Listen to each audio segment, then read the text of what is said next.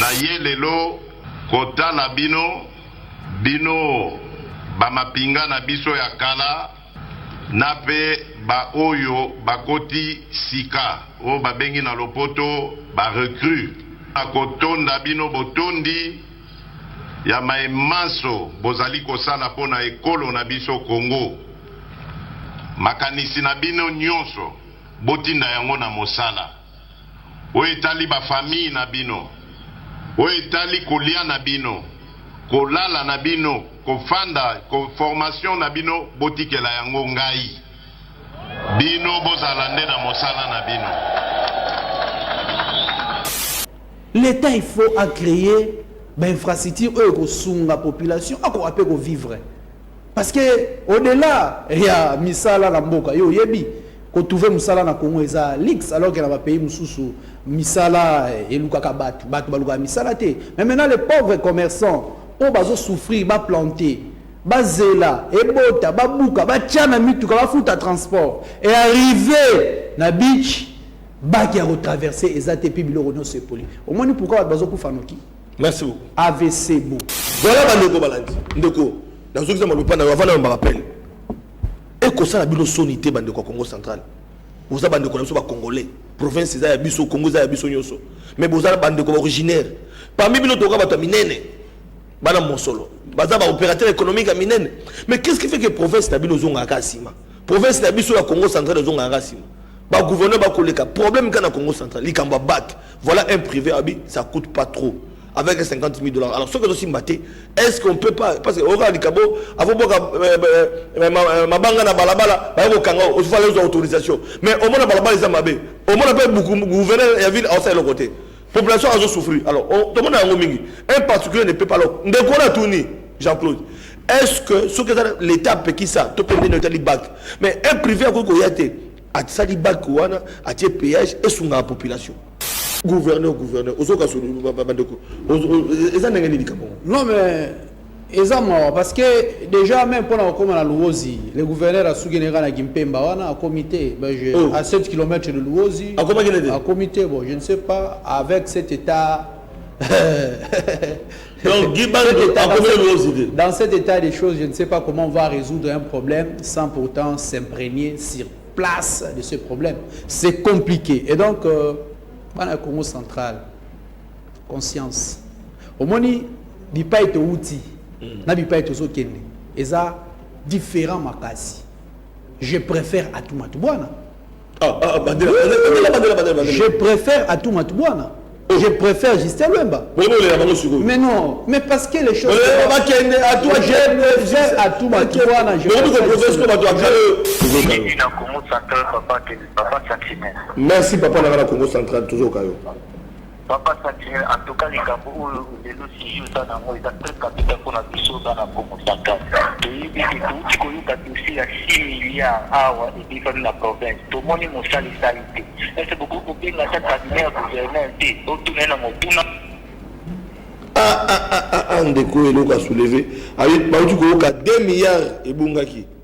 Mais suite nango bazo ebate mbote na baimboka mbote na bakongomani nyoso bandeko balingaka émission to kondola tolobaka ete papa sentinelle de la république oyo azalaka pembe na bino pona ko informer bino azali toujours présent de toloba ete population congolaise dans l'ensemble to signer contrat biso na bino. Contrat na biso ezali kobeta masolo ya mboka po ete baimboka nyoso ba oyo bazomi na Congo démocratique ba oyo bazomi na libanda ya Congo démocratique ba oyo pe balingaka masolo ya mboka bayebaka ya solo mazali koleka na mboka na biso. Rendez-vous et puis chaque jour du lundi au vendredi à partir à 11h papa sentinelle et de votre bandeko balandi après un bref séjour na Maindombe bandeko na ngai tutaki kozana Maindombe ezali ke sengo mingi parce que ba confrère journaliste esengelaki tokende totala mazali koleka na Maindombe parce que province ya Maindombe bandeko balandi esali nga pasi po ete après des décennies après ba régime eleka Maindombe tina tongo alelo bandeko balandi bazali na eau potable te Maya régie des eaux et zalaka na mai ndombe te na province ya mai ndombe tokobeta masolo bandeko balandi ndenge bozo constater TV za radio te tokobeta voilà bandeko balandi wala za doso Congo central mais ndeko Richard tokota na solo nsima na bisakio tolobaki ete bandeko balandi tuzali bongo na province ya mai ndombe nde naza koloba bandeko balandi wala za Congo central déjà ndeko azo kota biso na sujet ya Congo central pour na koloba ete mokonza mboka Félix Tshisekedi azalaki na Congo central tokobeta masolo parce que ça fait partie actualité mais na kota la bref rappel il y a passage il y a papa na province ya mai ndombe wapi tozali ba journaliste wapi bokomo na pe bandeko oyo ba memaki biso qu'est-ce qui s'est passé exactement à travers émission na biso ya tongo ya lelo bandeko balandi tozobeta masolo tolobaki na bino ete nde bozali ko constater voilà ba confrère journaliste bozomona bandeko ya RTNC mama Germaine bozomona ndeko Florine Benga ya canal Kin CCTV bomoni ndeko Madila Digital Congo le peuple d'abord elongo bozo constater bandeko balandi ensemble nandeko de bozo constater na mona mboka Florine Benga toko beta masolo na Oetali province bozo na province ndenge zali kozonga sima mais to moni côté culture bandeko balandi bomona ba chef coutumier ça ba cérémonie ba kolia banane bobenga plantain ba kolia régime mobesu bandeko balandi ezali bondo kito ezali kisi voilà culture ezali façon ya bandeko na biso ya mai ndombe bandeko na biso ya recoupement mai ndombe botala makambo ezali koleka ndeko akosisa régime wana mobimba bandeko balandi wana ezali makambo to vivre comme culture na mai ndombe to baki ete passage na biso kuna ezana makambo ebele bokozwa temps ya ko découvrir na otali culture parce que émission to kondo nango ezali émission na bino population totali saka mai nyonso ezali koleka domaine ya culture wana bandeko ya mai ndombe bokolanda bakolakisa bango woni ba chef coutumier o bazali kuna bako talisa bokoko oya mai ndombe mais pas ezali ka yete kuna makambo ezali kozonga sima culture na bango ezali ko kende liboso kasi mboka ezali ko se développer te ba mindele bozali ko mona bandeko baladi ezali ba ukrainien oyo ba memi bango kuna nana memi bango boko découvrir pe na diplomate turc ndenge bomona voilà ndeko diplomate turc wana en bleu tozali ki ensemble kuna pe azali na projet oyo bandeko ba nango nani ya nango boko yeba bandeko balandi tout à l'heure na 4 émissions parce que tokobeta masolo voilà bozali ko mona maman Juliana ozali épouse ya maman Aimé Pascal ya papa Aimé Pascal Mongo oyo azali pasteur pe azali opérateur économique azali politique azali candidat na mai ndombe beaucoup l'andapé masolo parce que ça appelle candidat gouverneur donc voilà équipe nationale les léopards tous allez qui wana pour informer bandeko na o ezali koleka na mai ndombe bozali comme là voilà yemongo Pascal Aimé Mongo ye wana tokobeta masolo bandeko balandi na bazi mokolo landi bokolanda émission ndenge nini le kaki kuna qu'est-ce qui s'est passé exactement na masolo ya kuna kasi développement mai ndombe ezali oyo ezali kotali ça a été sengeli Aimé Pascal Mongo président ya Sénarque atalisa na population maye mabombami oyo sengelaki aloba parce que il était vraiment devant la population na meeting nae bandeko balandi atalisa ki ataki mai na monokote pona kolobela développement ya mai ndombe liboso ya ba population bayaki wana ezaki na stade de Inongo bokolanda yango na kati émission na biso dans les tout prochains jours si tout va bien bokolanda ndi bokozo yango alors tongo lelo bandeko balandi tolubi ete tobeta masolo na Italie province à Congo central. Qu'est-ce qui se passe? Bozolanda siko actualité. Likamba bac. Likamba bac o ezali ko suka bande ko luozi po bakati saka ngambo mosusu. Je me rappelle de cela, je crois plus de 5 ans passés, ngamoko nazalaka na luozi. Na kendaka grâce à papa Matezolo azalaki vice-ministre ya ITPR to kindaka komona to katsa na bac à l'époque à Joseph Kabila naza koloba bac ezali ko fonctionner et puis ba réhabilitaka bac wana ezalaka bitumba mwana mboka Matezolo abundaka angonga azalaka nanu wana mais bac wana emona na rasute et kufa lelo population ba na kanda population à Congo central ba na kanda po ete biloko ko pola na ngambo luozi mo ekatsa te luozi ezali esika oyo mwana ntemi wala ezali fièvre ya mwana ntemi bandeko balandi na kenda kuna na nana pongite da ko banga na be ete bandeko ba obimela na butute bandeko balandi ezaka fosa ko parce que bazali bandeko na biso à l'époque bobe ki ni mwana nsemi azalaka na prison bakangaka ndengu ngonga na kendaka kuna pe to traverser na bac to mona luozi ndenge zaka mais bandeko na biso oyo wakati saka invité na biso lelo akomeka pe ko expliquer biso luozi ta wakati mai wana moko za pemene na kota luozi akosunga biso to bazali ndenge ni parce que lelo to ko beta masolo na Italie Congo central on accuse le gouverneur ya Gibandu na population oba tomboki très prochainement aux abilili sous bandeko balandi pona koloba ete likamba bac wana e ko sala bango pasi ba monaki gouverneur azaki na nzela gouverneur a commenté to ki témoignage bandeko belé o ko le comme mais qu'est-ce qui se passe exactement construction il y a port en non profond on en parle on parle de détournement et pas conclu ça va député provinciaux Il y a Congo central à la tête, Batangi Mwanamboka, honorable Fouani, élu à Tchela, Babi était caucus, ça va député, donc Lingomba, va député provincial, va détourner Misolo, Bandeko Balandi. Congo central, Likambotali, construction, on approfondit, il y a encore un problème. Qu'est-ce qui se passe? Mokozamboka, Bomona qui m'a passé avec Kuna Bandeko Balandi, to Bandi Masolo, na Papa Sentinelle, na collègue qui présenté, invité Nanga Lelo, Azali, Moko, il y a originaire à Congo central, Azali Elenge, Azali na Makansi, toujours, sur la Makansi à Kobeta, et à Robeta, na Benga, Bandeko Bandi à Kobenga. Bon, on a été passé dans le population banakanda, bandeko balandi na ko zo appel à téléphone ouvert. Lelo na ko zo appel à téléphone ouvert na sujet à Congo central. Tobi mali bandate. Pour le Congo central les autres ont asima. Lelo na ko tika population Congo central, bana Matadi, bana Boma, bana Mwanda, Bobenga, Kimpese na pesi mbote na bandeko Kimpese parce que papa Sentinelle ça bana mangwa mingi. Boko benga, boko bisa biso parce que essayer tout le développement il y a Congo central. Voilà, invité na ya tongo ya lelo. Puis week-end parce que tout a dit à vendredi et ça dit bon mon amboka réel l'UTT ou azali leader d'opinion elenge na kati ya Congo central to kubeta na masolo sans clivage politique di kambotali développement parce que tali di kambotali coloration politique té on a bien en tant que acteur politique té en tant que moi na Congo central tout sur le développement Congo central d'abord il cause bo baza politique mutu agi bandu akoloba magi bandu mutu ya mutu ya Kingani akoloba Kingani na lingi na zo moto yo akobeta masolo na otali développement ya Congo central soko be alobi yangote bo bengi biso TV za kadote. Alors mon amboka réel utete na tunde botondi parce que on dimaki invitation na kozonga nga moko alobi na ki sango ya ba bac na bi ndeko réel utete funa ya mbayo na tongo ya lelo to beta masolo Congo central on dimi pe ko ya na tunde botondi. En tout cas, merci mingi Papa Sentinelle pour l'avantage dans Zuilelo, pour la réalisation, pour la ressource la Congo central. Ndenga auto sala sommaire, maramouza ebelé na Congo central. C'est-à-dire comment ça d'abord, na problème oyo eza na territoire ya Luozi. Tomoni comment ba commerçant bazali kolela comment biloko na bango ba marchandise ezali ko pourrir juste na bichwana ya Luozi ezoka ko dater pourquoi parce que bac eza en panne et puis ezali kambwale lote et umeli tomoni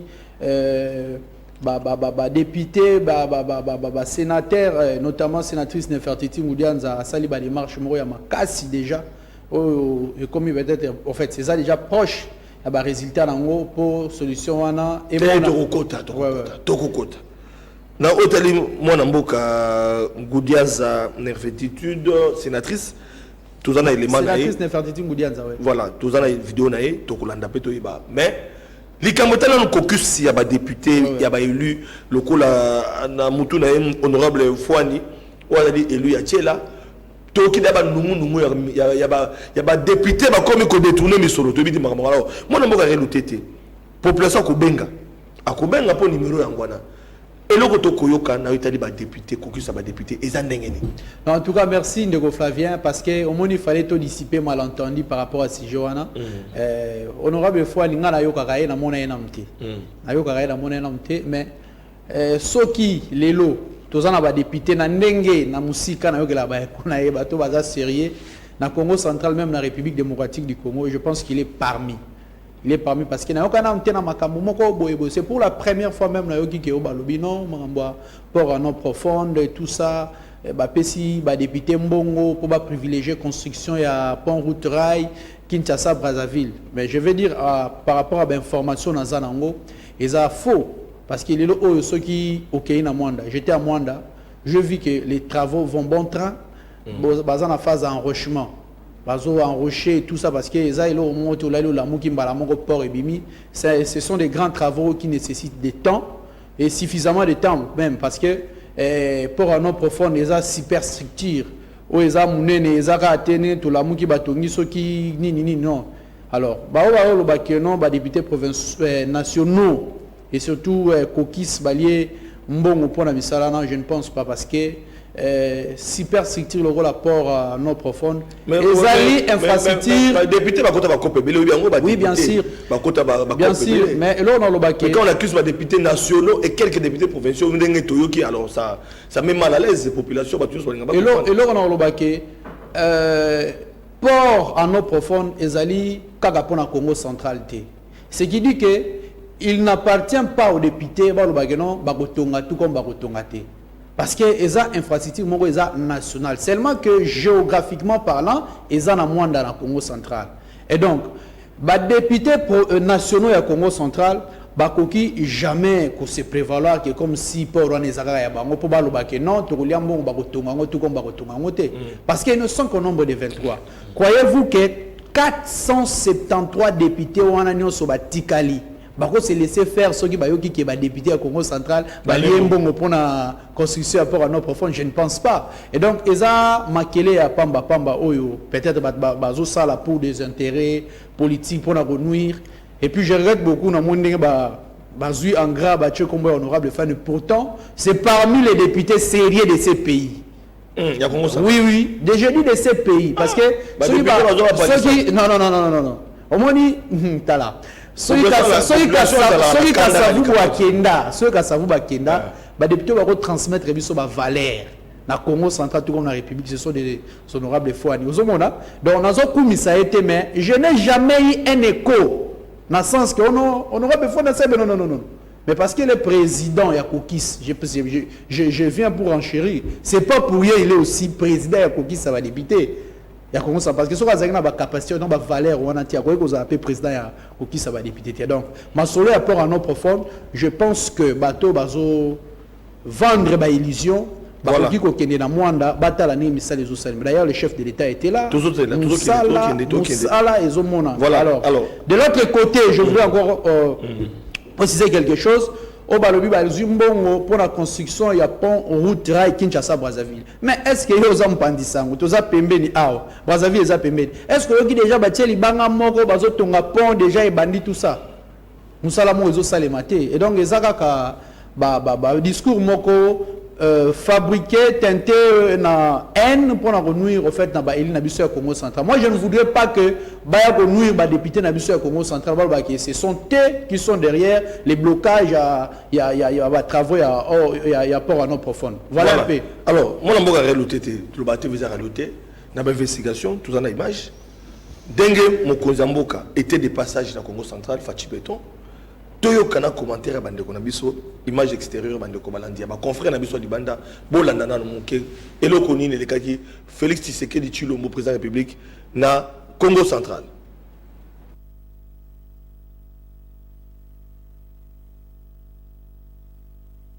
Congo central, le chef de l'État Félix Antoine Tshisekedi Tshilombo a eu une causerie morale ce jeudi 8 décembre 2022 au centre d'instruction militaire de Kitona avec les nouvelles recrues des forces armées de la RDC. Ils sont au total 10 200 recrues, dont 300 femmes qui ont choisi de servir les pays sous les drapeaux, répondant ainsi à l'appel du président de la République lancé le 3 novembre dernier dans son adresse à la nation. Dans son allocution, le commandant suprême des forces armées de la RDC, Félix Tshisekedi, les a encouragés à travailler pour l'intérêt général du pays et leur a rassuré de son accompagnement dans le processus de redynamisation de l'armée nationale. Nayelelo kota la bino bamapinga na biso ya kala nape ba oyo bakoti sika o babengi na lopoto ba recrue akotonda bino botondi ya maemaso bozali kosala pona ekolo na biso Congo makanisi na bino nyonso botinda yango na mosala o etali ba famille na bino o etali kolia na bino kolala na bino kofanda ko formation na bino botikela yango ngai bino bozala nde na mosala na bino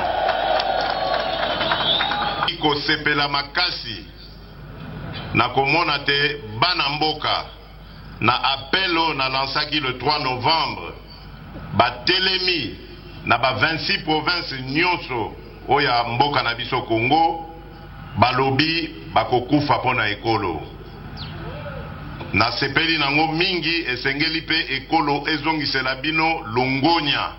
Un message salué par le numéro 1 de la province du Congo central, Dr Gibandundungi dit. Et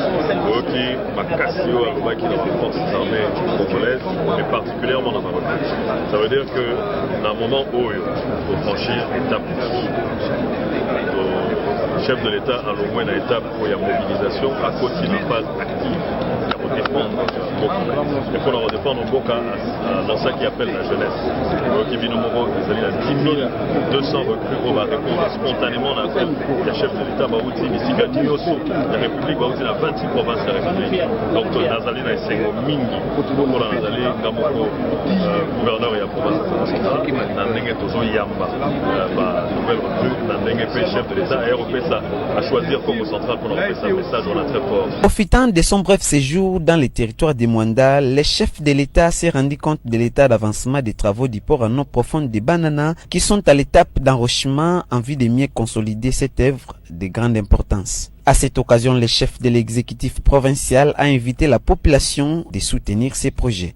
Nous sommes très heureux de constater par nous-mêmes, et le chef de l'État, comme vous l'avez dit, il va venir lui-même inspecter les travaux, parce que c'est sous son initiative que finalement ce projet qui ne date pas d'aujourd'hui, parce qu'historiquement, il faut savoir que ce projet date de plus de 50 ans. Ce projet existe déjà dans les configurations ou dans les projections économiques déjà de l'époque coloniale.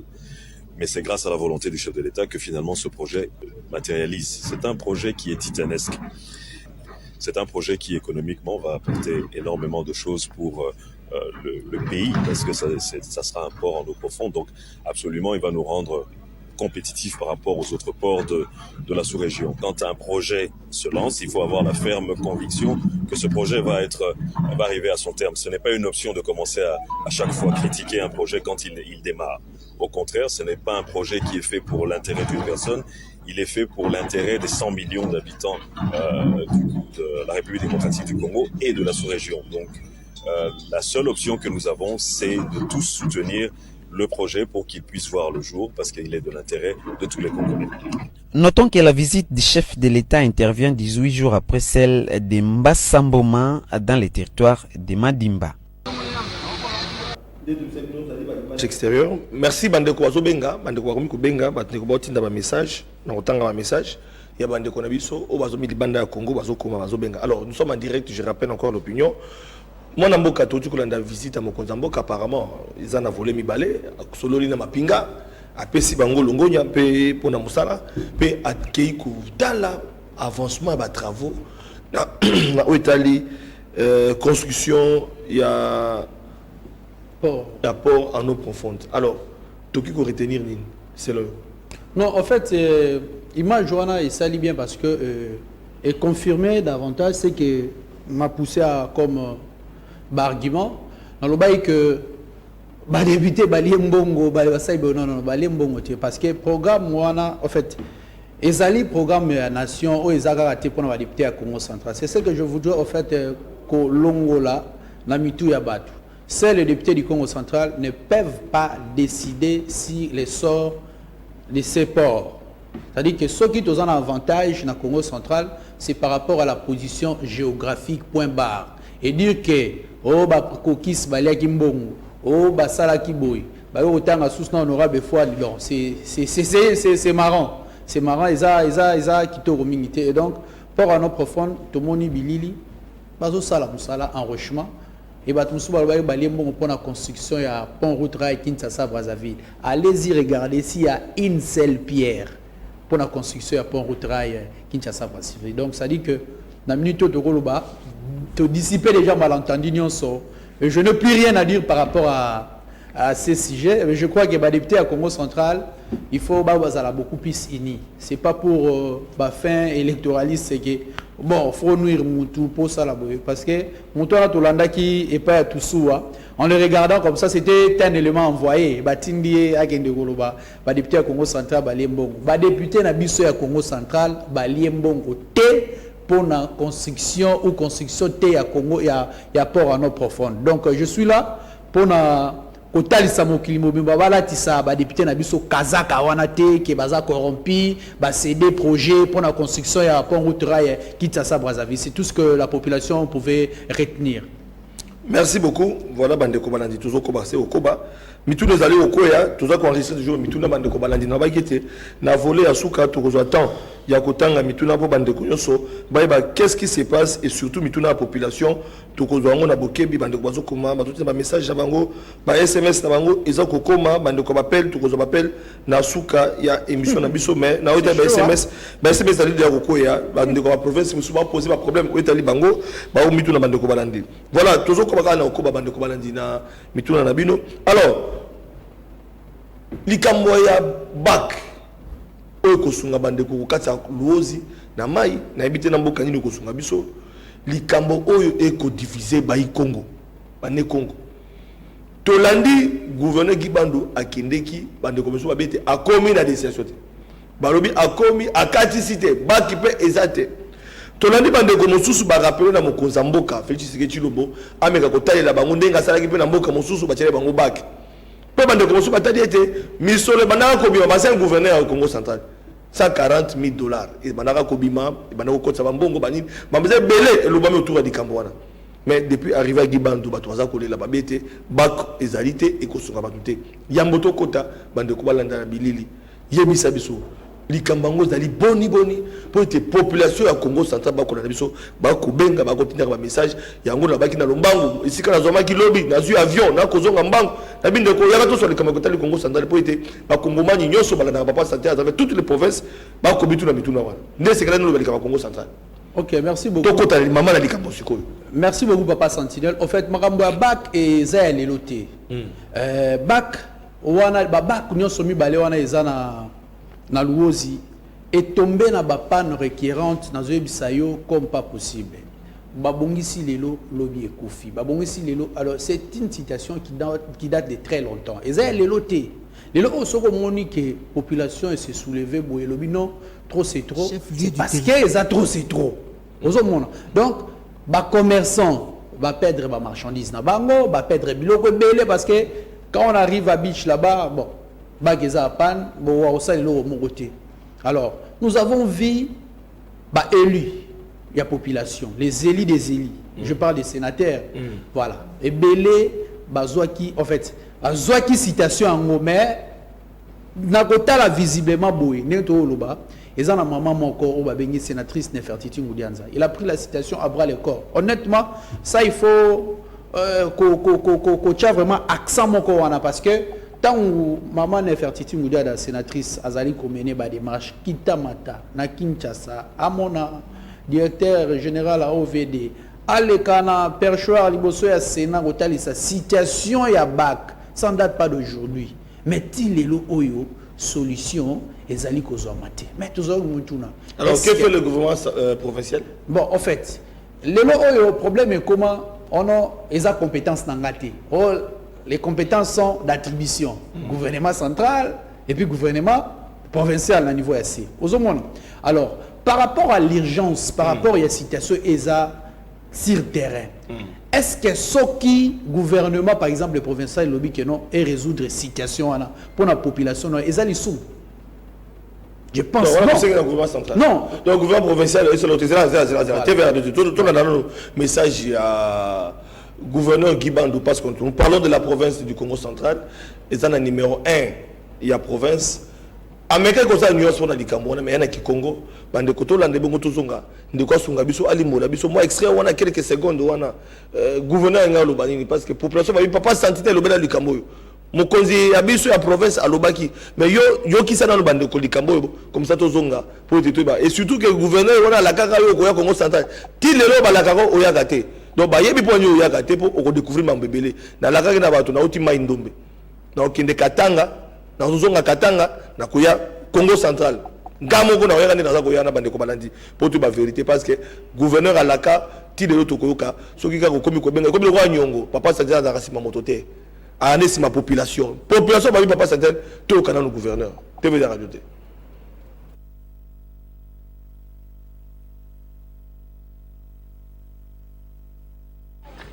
Mamole Yampa province Isumbidi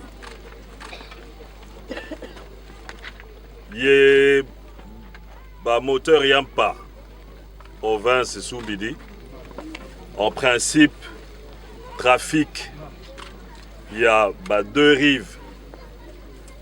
Faut-il qu'à la normale dans 2 semaines. Passivo, moteur Mamole, Yampa, province Issoubidi. Yé moteur Yampa, province Issoubidi.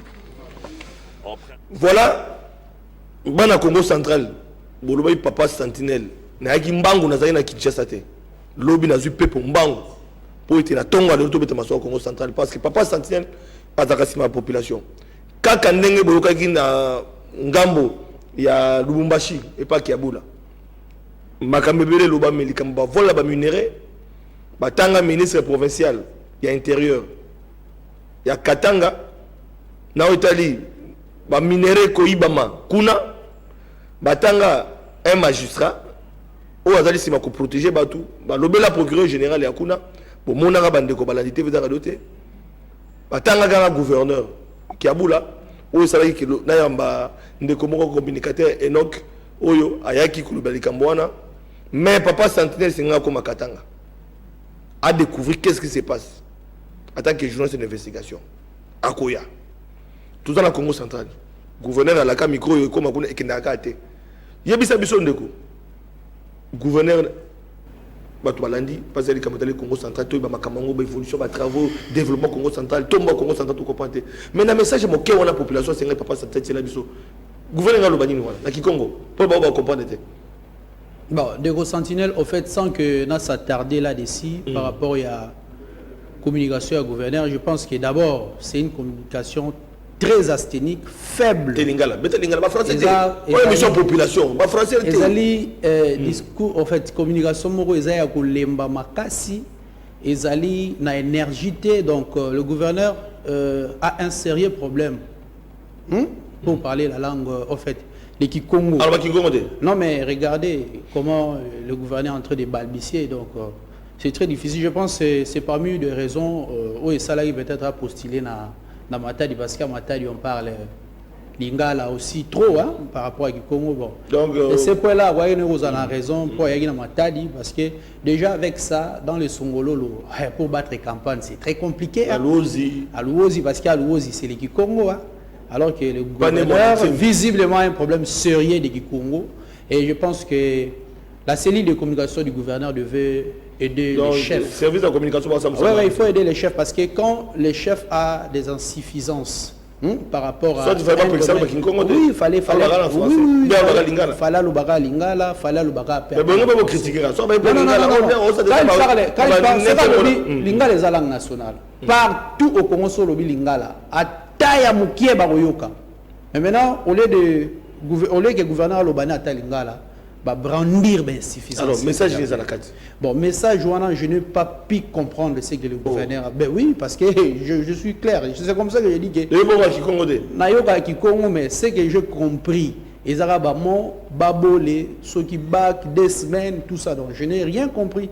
Parce que. Mesdames, vous avez une vidéo population qui n'est pas s'entraîner.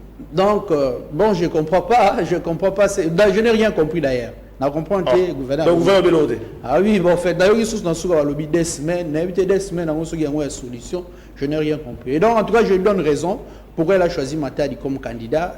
Parce qu'il y a Songolo, avec des insuffisances pareilles, ce sera très difficile de battre la campagne. Voilà. Il y a une question, Véter Asuka Bandeko Balandi. Tantôt, il y a bac. Il y a l'ose.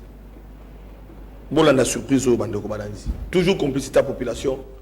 Et bon, nous avons invité à nuancer, à expliquer biso. Bilili Oyo, ils allaient coller canaux, ils allaient bac. Oyo, tout le monde est Bandeko Nabiso, sénatrice, sénateur, député. Mais particulièrement, moi, Namboka sénatrice, c'est Ngoudianza. Oyo, à côté de Likambango, Bolanda. Louozi, chef-lieu du territoire qui porte le même nom, est situé au bord du fleuve Congo, à la lisière du Congo-Brazzaville, est un grand centre de négoce. Mais seulement voilà, ces jours-ci, l'activité économique tourne au ralenti. Et pour cause, le bac moteur qui sert à la traversée du fleuve pour les échanges est en panne. Je suis dans le bac bac de l'office de route nous aussi. Ça demande le remplacement des nouveaux moteurs. Et vous allez constater que la population commence à monter même dans le hors-bord.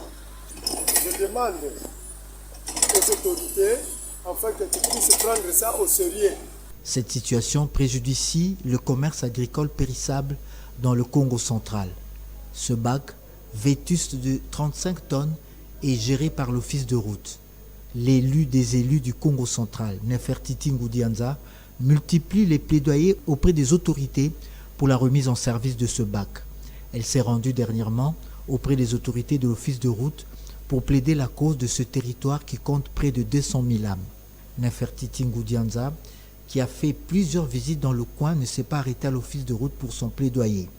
Usant de son mandat de sénateur, elle a invité le ministre des Infrastructures au Sénat pour éclairer la représentation nationale sur cette situation qui enclave ce territoire du Congo central, pourvoyeur des grands centres de consommation comme Kinshasa, Matadi, Kimpese, Songololo, Lukala et Kisantu.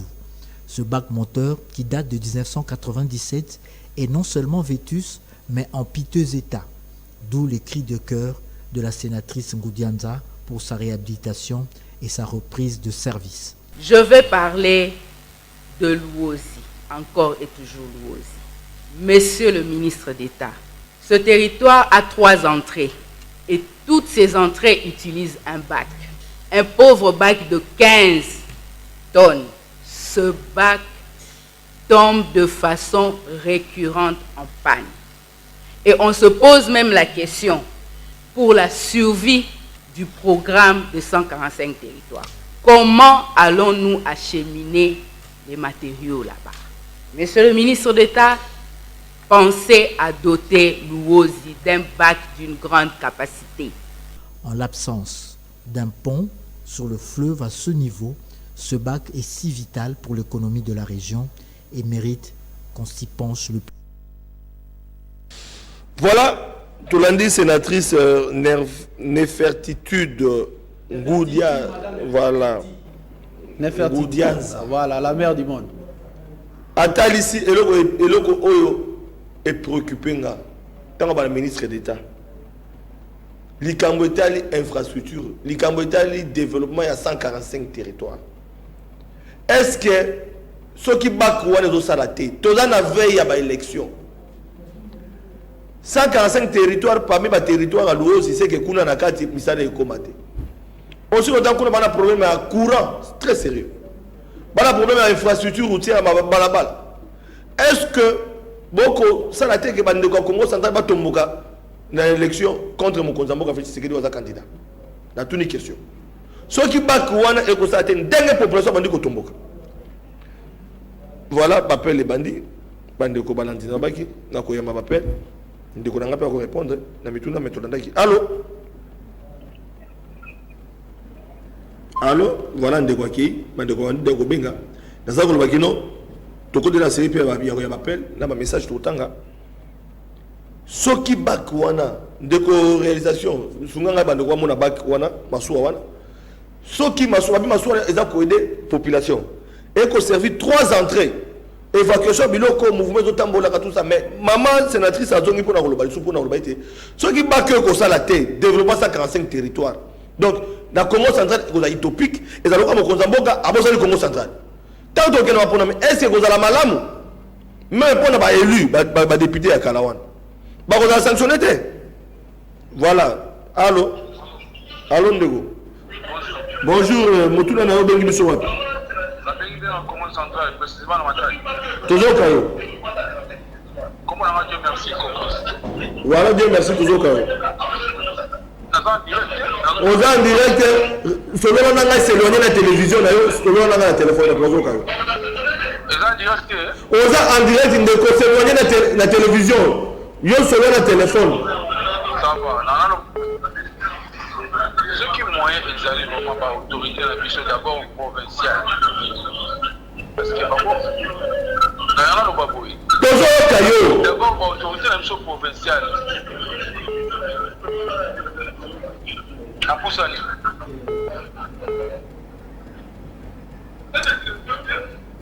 ndeko tozoyoka yo yoyoka biso na telefone. Voilà, ndeko na korappela bandeko bobenga biso soki toyambi bino na telefone bose éloigné na télévision bo diminuer volume ya télévision yo solola na telefone na ndako bato bazoyoka yo yo kaka na retour à téléphone et notre retour à télévision bandeko banani soki omeli bato baza ebele en ligne na kati ya appel na yo mpona pesa occasion na bango bazo comprendre ba évoluer. Allô? Bonjour. Bonjour ndeko bengi biso depuis wapi motuna na yo tozoka yo? Nabengi bino depuis Kasangulu. Ah bandeko Kasangulu, merci beaucoup tozoka. Mais je sais pas si parce que Congo central ils ont abandonné ma tâche pour la gouvernement où il y a parti des tons. À chaque fois, Congo central a posé ça il y a bateau on a gagné par des poissons de la plage dans aussi. Mais comment est-ce qu'on occupé le côté comment?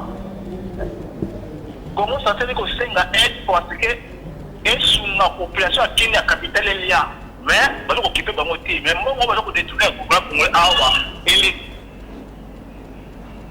merci beaucoup ndeko apesi contribution na ye yango nazali koloba wa est-ce que tango bozonyo koloba ndeko Congo central tango ba ole likamba baki et puis mbongo bato baza ko détourner et qui kotonga ba baki te voilà tout nous continuer ndeko allô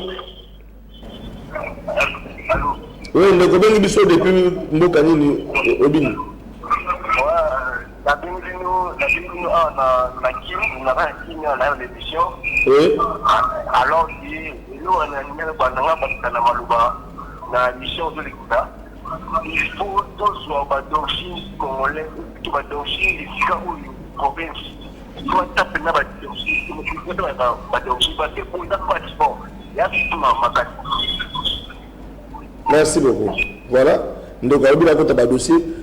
Ils allaient brancher tous les jours à partir de 11h, Papa Sentinelle, à côté de la dossier de la province Nyoso. La base que seule émission peut-être Oyo et le province, il y a Congo central, moi, mingi émission, yo, to banda ko le Congo central et l'autre, puis la province, nous sous to le Belakama, Papa Sentinelle, il y a 26 provinces, puis bande de diaspora va participer à l'émission, après ça m'a cantina bango, donc on a toujours branché la PES TV à partir de 11h, on a des suites, on a un dossier à la province Nyoso, il y a un mot cannabis open à 19h30, de Tobessa Kolanda. Alors, avant de venir appel peut-être toujours comme vraiment parce que m'appelle les ébélé bandeko voilà allô na bengi bien na Congo central précisément na Matai voilà bandeko Matai toujours kabino bon mungo tu bana Kikongo le bana Kikongo mungo tu bana Kikongo ça m'betika na Matai d'abord gouverneur à Beto il y a province à Congo central. Il faut les terrains ensemble dans mambo et bac. Mais jusqu'à présent, on a dans les réseaux sociaux, soit disant que le gouverneur Rwanda Kuna, mais qui ont fait un salam à quel effet? Deux, Bafumo, il y a Congo central. Est-ce que pas les terrains avec ça n'a pas Guinée Rose? Vraiment. Mais ils ont ça n'a pas si, monsieur le journaliste. Papa Sentinelle, ça n'a pas si, ma casse. Il y a ça n'a pas si. Mettez ma passe. Tu mettez la gouverneur, tu mettez la gouverneur. Vraiment. Si vous voulez, on va voir tout le coup, les solutions, même le coup de la Congo centrale, qui m'a montré la salle à quel effet. Vous mettez la salle à partir. Si vous voulez, vous avez pas la population, d'autres cotiser ne fût que $1, $1. La population, c'est pas la charge, c'est pas merci pour la proposition de Konangaï. Voilà, de comment on a ligne, tout suite. Voilà, allô. Allô? Oui, depuis là. Depuis Goma. Ah, Goma, merci beaucoup. Contribution pour la Congo centrale. C'est éloigné ma télévision. Diminuez volume ma télévision. Diminuez volume ma télévision, s'il vous plaît. Volume la télévision, c'est bien. Ok, le bas. Toujours Kayoundé. Oui, Ndeko, Nana Tuna Bopona Landaki na YouTube, il y a des semaines, un communicateur vers Louis Makambouana Niabakouana. Est-ce qu'il y a possibilité qu'un particulier, un privé, puisse quand même faire quelque chose par rapport à Niabak? Parce que si on peut mettre toujours Makamboula, gouvernement central ou gouvernement provincial, mais on peut mettre ça dans le compte, il y a un privé, alors on met un système de payage. Est-ce que ça peut être possible? Bon, tout compte peut l'appeler ça. Un privé, encore un peu bourré, à son bel la Congo central, même à l'origine, le roi Moïse Katumbi. Sur le roi Moïse Katumbi, comment la Congo centrale va revenir comment? Pourquoi toujours Pourquoi toujours Moïse Katumbi? Moi qui vous parle là, je peux aussi... Ah, merci de donner. Voilà, Ndeko à se présenter. Merci beaucoup Ndeko. Ce montant-là, 50 000 $. Ouais. Merci beaucoup Ndeko. Bengi biso. Après l'émission, tout sur la bien. Il y a un Congolais de bonne foi. On l'a appris qu'au Congo central parce que Congo central, Congo central, balingi qu'au Congo central. Mais un particulier parti à Goma, aux Ankolanda. Après si volonté naïe, à côté de souffle ma péage, est sur la bande de faut pas sur le droit parce que à l'objet d'un gouvernement central, bah donc ça la tête provincial qui bande beaucoup que le battre. Merci de vous. C'est Jean-Claude depuis Goma. Jean-Claude depuis Goma, merci. On est sur la bande de Congo central, bande de Kodaoki. Voilà bande de Balandi. Ndeko, dans ce que ça m'a pas avant on me rappelle. Et que ça la bilo sonité bande de Congo central. Vous avez bande de Congo congolais. Province za biso Congo za biso nyoso. Mais vous avez bande de originaire. Parmi bino toka bato minene. Bana mosolo. Baza ba opérateur économique minene. Mais qu'est-ce qui fait que province na bino zonga kasima? Province na biso la Congo central zonga kasima. Ba gouverneur ba koleka problème kana Congo central, likamba bac. Voilà un privé abi, ça coûte pas trop. Avec 50 000 $. Alors, ce que je suis maté, est-ce qu'on peut pas, parce que au Likabo, avant ma banga na balabala, il faut les autorisations. Mais au moins la balabala les amabé, au moins la beaucoup gouverneur et la ville outside le côté. Population a souffert. Alors, tout le monde a un particulier ne peut pas le. De quoi la tourner, Jean-Claude? Est-ce que ce que l'État peut qui ça, tout le monde est allé bac. Mais un privé à quoi il y a été, à sali bac ou à tirer péage et sous la population. Ngapa na bakisa ki ndekope no kwa Moïse Katumbi. Est-ce que ce Katumbi pas bibo comme la Congo central pas problème à bac. Nga Moïse Katumbi la sombele bango bac, la salle bango bac. Sans clivage politique et déranger batouté. Pour avec que batwa ko souffrir. So Moïse Katumbi la salle ngo. Est-ce que ba Congo central pas kondima. Nenge ben de quoi lo baki. Tout comme ben de commission ko bango parce que trop c'est trop. O gibandu ba ko sala raté. Débisa ngana no. Na toujours tant que moi na mboka ba lo pas na. Bon, ce qui est vrai la population à Congo central plus précisément le territoire Luozi. On a posé la solution. Sans trop plonger dans des considérations partisanes, Moïse Katumbi et tout ça. Mais nous voulons assez que le Congo central, étant que province entité, Non.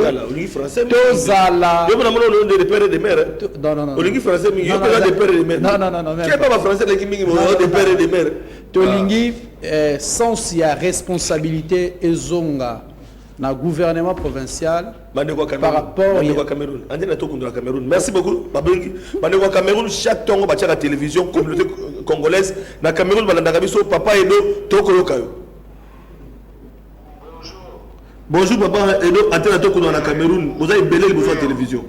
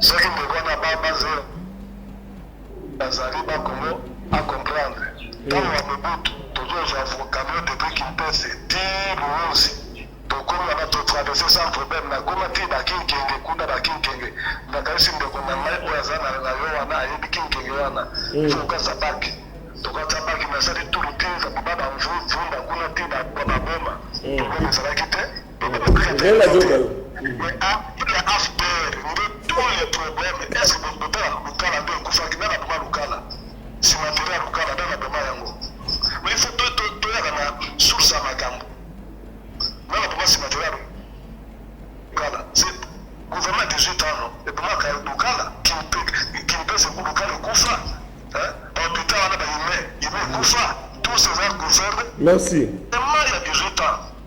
Demain à 18 ans, papa il est Toyoki. Toyoki m'a donné dans le bango. Merci papa Edo.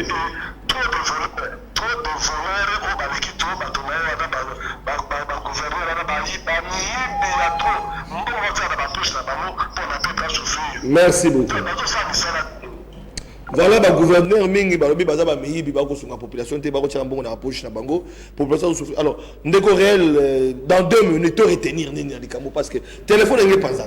OK, merci beaucoup. Nazala koloba solution yango population Luozi ezali kozela ya Congo central. Alors tout le monde va te belé va sali ba démarche. Ozomona. Dans l'année la lobaki sénatrice Nefertiti Mundiado. Mon nga lobi ezaka ka pona ba commerçant te. ndenge bazali ko acheminer ba marchandise basala ba trafic na bango. Alors eza pe na problème mususu programme ya 145 territoires. Voilà. Ndenge nini lolenge kani bako acheminer ba matériaux. Ce qui ba bien exalté. Wana ezali maloba ya sénatrice Nefertiti Ngudianza. Oazwa ki situation à bras le corps quoi. Et donc je pense que na situation oyo tolongo la notion ya compétence et d'attribution parce que ebomi pemboka. Non, ngana ko sala beauté parce que za compétence na ngate non. Vous pensez qu'aujourd'hui, aujourd'hui le Congo central est l'ombre d'elle-même cette province. Mbadou en vie. Mambabak moteur on les a m'envoie des jours. Mbadou de heureuse mémoire. Voilà. Ils ont m'envoie des jours, ils ont m'envoie 4 jours, des jours. Je parle des gouverneurs Jacques Mbadou, il faut préciser. Les tout grands lourds, ils ont m'envoie. Il y a des personnages. Robenga sénatrice Ngudianza, Robenga nane, qu'est-ce qu'on peut faire? Papa, c'est pragmatisme. Mbala moko omonipe solution et hommes. Et puis bakbazo bakaka il faut que changer moteur. Mais regardez l'état ya bak, c'est trop vieux. Et ça sous ya moteur, il faut machine ya sika. Il faut loko ya sika ya. Mais on nous parle tantôt acquisition, ya ba moteur neuf en réparation, on ne comprend pas même français comme vous posez problème. On a besoin de réparer tout ça. Et même honorable Matezolo na top Congo. Alors baki yango lobi que ndenge za boye bazali ko réparer kaka moteur wana. Des réparations en réparation sans succès. Alors bak wana ezali logo ya ko déclasser parce que ce qu'on tel même état regardez ba rouille. Yo mozo mona ke oyo ko isu ko sala te fallait epema. Ba lu ka eloko mususu libende mususu ya sika ba tie wana po sunga. Congo central zo souffrir bazali. Et que les trois lelo oyo bandeko na biso ya Congo central ba député provinciaux faut ba yeba que conséquence ya ba choix na bango et monani. Voilà. Parce que ils ont mis à la tête de la province une personne au azana leadership T. Le leadership est défaillant au Congo central. Et c'est comme ça qu'il faut que tout le monde a autre monde à l'élo. C'est trop triste pour la province comme le Congo, le grand Congo central. Ou azali ko contribuer na caisse ya trésor public au niveau national. Tout ça là qui troisième position, est-ce que les autres comme 40e position. Tout éviter. Mais finalement, à quoi sert l'autorité basée en place dans le Congo central? Ils servent à quoi? Pour résoudre les problèmes minimes. Même Banzela va sentir 2 mètres, 2 kilomètres, mais finalement, Toza Wapi. Honorables députés provinciaux. Place Boutier, Congo central. Allô? Bonjour. Bonjour, le Gobelgi Bissou Wapi, dans le Mbango, toujours Kayo. Papa Sentinelle. Merci, papa, dans la Congo central, toujours Kayo. Papa Sentinelle, en tout cas, les Gabou, les Lucie, ils sont dans très capital pour la Bissou dans la Congo central.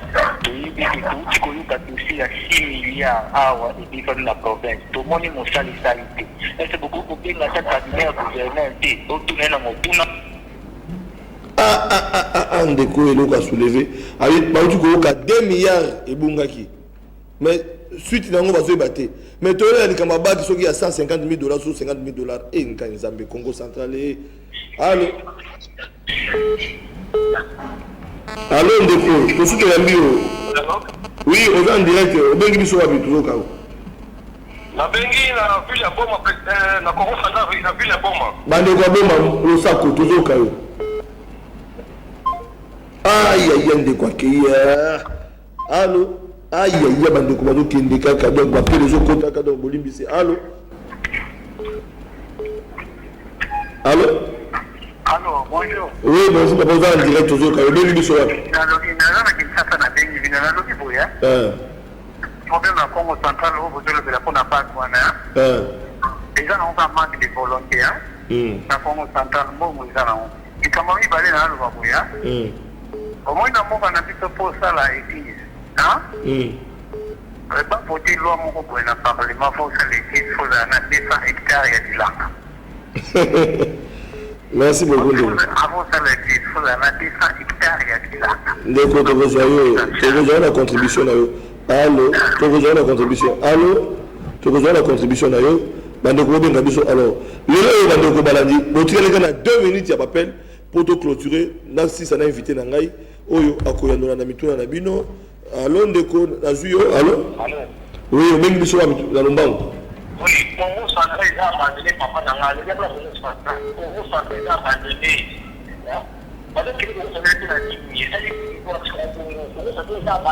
mais tu as le gouverneur de Congo central.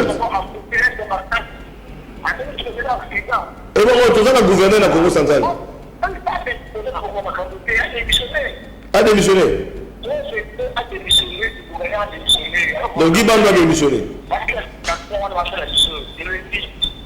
Bolembi. Ok, merci. Hey, population la Kanda Bande. Allô, ndeko bengi biso wapi tozoka tozoka bonjour tozoka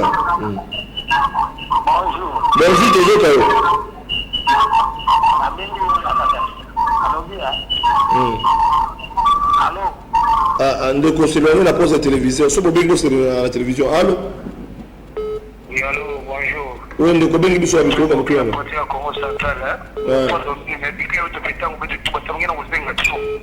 si tukala wangu tuko mambo bote ngine kuzinga mingi ni tuko play mambo baki yao ni mambo sio ni pe journaliste pesa pesa wange mbodi samu ba kutoka na bwana ba kuonge mbodi allo na kiki kongo te na lingala ndeko na ngasunganga lingi to so na lingala na bibo yandeko yo pozo yo kabiso tigila biso peta ba intervenant to loba voilà loba Congo central c'est très sérieux. Donc, biso ba devoir na Luozi, c'est la implication ya gouverneur. Tu dis que Congo central ça doit être le gouverneur. Donc, yo benda ne matu na gouverneur pour y aller biso pas pour ça. Allô? Toi qui contribution na donc gouverneur pour ça musana. Yo songa biso parce que yo sana pour biso biso tato. Papa gouverneur à la kamiko ko yakuna ayakate na ebite na osani. Donc on a un gouverneur qui bande le mobile, on va solliciter le bac.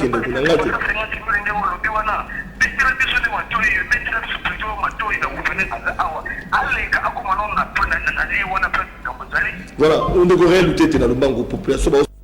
Gouverneur, non mais parce que déjà même pendant qu'on a Luozi, le gouverneur a sous-général à Gimpemba, on a un comité à 7 km de Luozi, un comité, bon, je ne sais pas, avec cet état. Dans cet état des choses, je ne sais pas comment on va résoudre un problème sans pourtant s'imprégner sur place de ce problème. C'est compliqué. Et donc, on a Congo central, conscience. Au moins, il n'y a pas été outil. N'a pas été zokende. Et ça, différents makasi. Je préfère à tout matubwana. Je préfère à tout matubwana.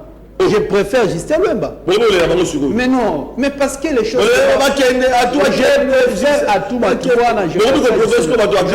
Regardez. Au moins, le gouverneur a dit que Aye Nandenge Naye, sénatrice de Fertiti Moudianza, Ake Nandenge Naye, honorable Matezolo, Ake Nandenge Naye, le Mwanasemi, Ake Nandenge Naye. C'est une question. On va marcher. Gouverneur a son responsabilité. Ah voilà, gouverneur a son responsabilité parce que il y a Azali image, il y a province, il y a Congo central. Citation, Azali na Congo central. C'est tout à fait normal de vouloir gouverneur. Quand bien même quand on veut changer les choses, Flavien, on n'attend pas réunir toutes les conditions. Il suffit changement et salement. Allô? Allô? Oui, on a un direct papa. Au Bengi Wapi, donc on a aux makasi, il faut le makasi. Oh là là. Le problème au Congo central, Papa Sentinelle. Allô?